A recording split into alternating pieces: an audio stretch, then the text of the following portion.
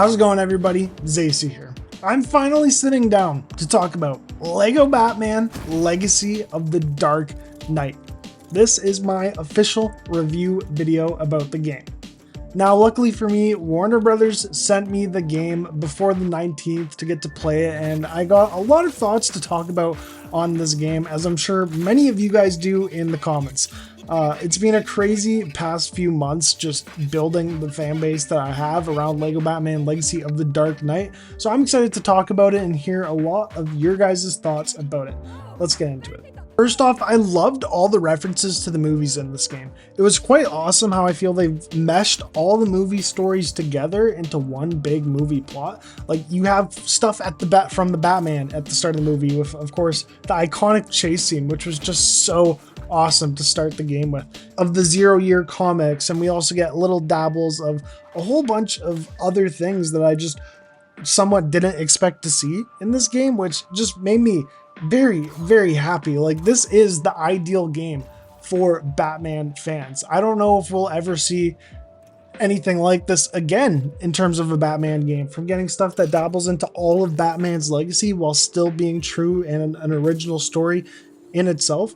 Like I said, this is kind of the perfect Batman game. If you grew up with the LEGO games, you're gonna love this game. If you grew up with the Arkham games, you're gonna love this game. There's just so much here for any type of Batman fan that you are. If you're a fan of the comics, like I said, you're gonna love this game. There's stuff from 0 Year and so much other comic books in this game. Even the Court of Owls is very briefly in this game. Like I said, there's so much from comic books to, if you're just a fan of just Batman in the movies, there's so much in this game that is brought to life, and I just loved that about this game. There's truly something for any type of Batman fan.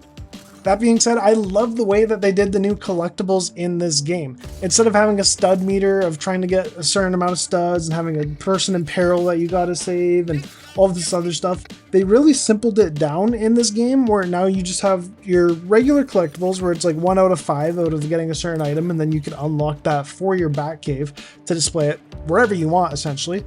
And then there's also really cool red bricks, which kind of serve as your character customization here, because you're able to kind of swap the colors of your iconic bat suits that you love, or your Catwoman, Robin suits, Nightwing suits, Batgirl, you name it. You can switch anyone's colors of their outfits, and I find that really cool. It's kind of a suit customization, so it really gives us that, but makes me happy.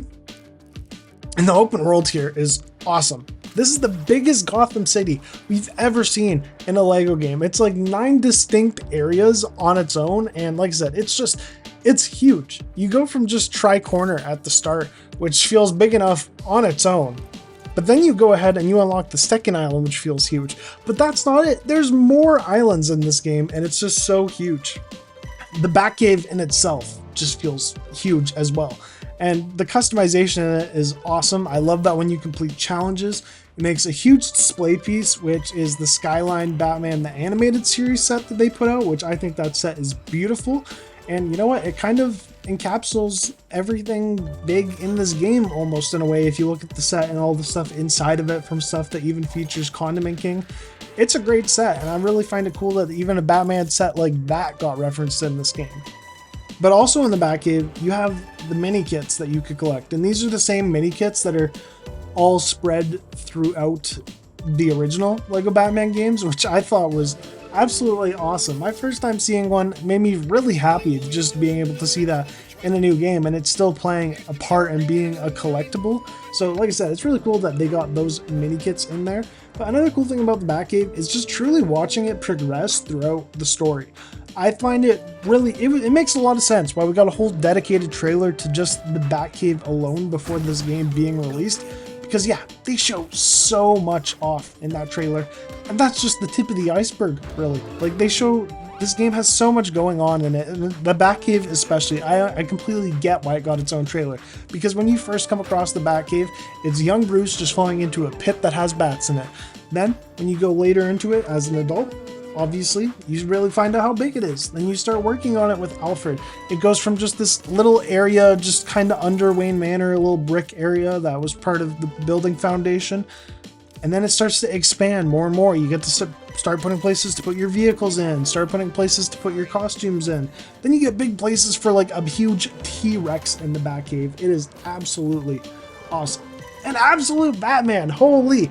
Back to the stuff that even if you're a comic book fan, you're gonna love this game, because I love how they tied all the zoo elements in the zoo side quest of getting all the animals into unlocking the absolute Batman outfit in this game, because that just makes too much sense because his origin is tied to the zoo. So as a big absolute Batman fan, I love that. I also love that it shows Kevin Conroy on billboards in this game, Scott Snyder on billboards in this game, references to Val Kilmer and other people like Adam West who've passed away, and just all the great Batman actors that came before.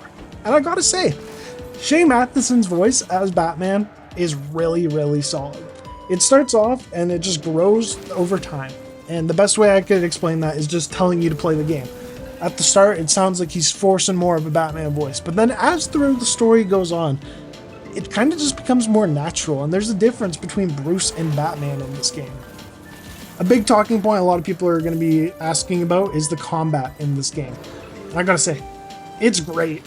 First, in that opening mission, when it's just you and Commissioner Gordon facing the thugs at Iceberg Lounge, and you haven't been trained yet, at first I was kind of questioning it. But then it really makes you feel like you've been trained after you go through the training mission. And a lot of people kind of say the training mission goes on for too long at the start with the League of Shadows.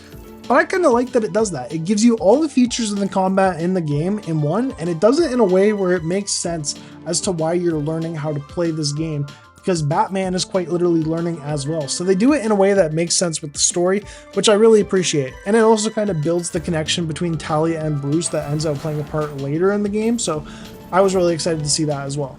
But the story in this game is really solid. As I said, it connects all the stuff from all the Batman media.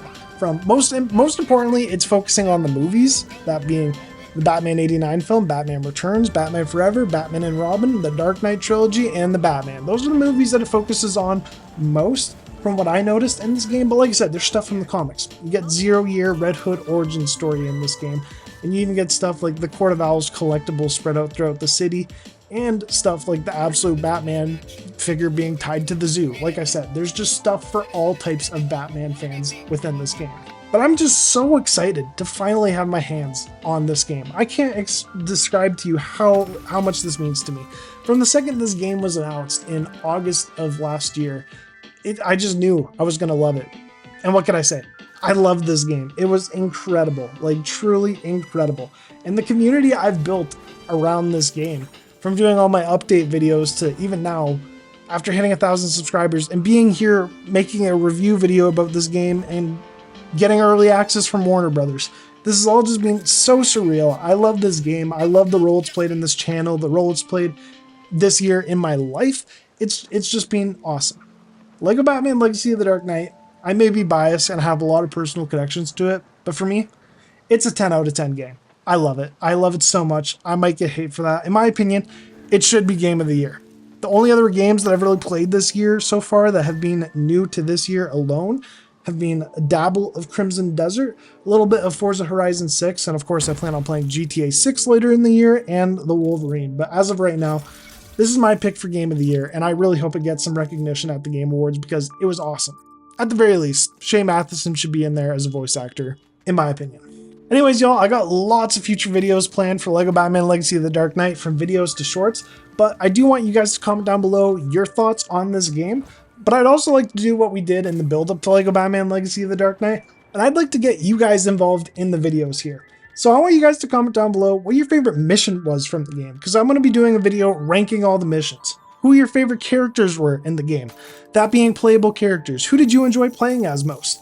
And what's your favorite suit in the game? So comment down below your favorite mission in the game, your favorite playable character, and your favorite suit in the game. And I'll see you guys all in videos coming very soon, ranking all those stuff in the game. More Lego Batman Legacy of the Dark Knight content coming soon. I love you guys, and I'll see you guys all in the next one.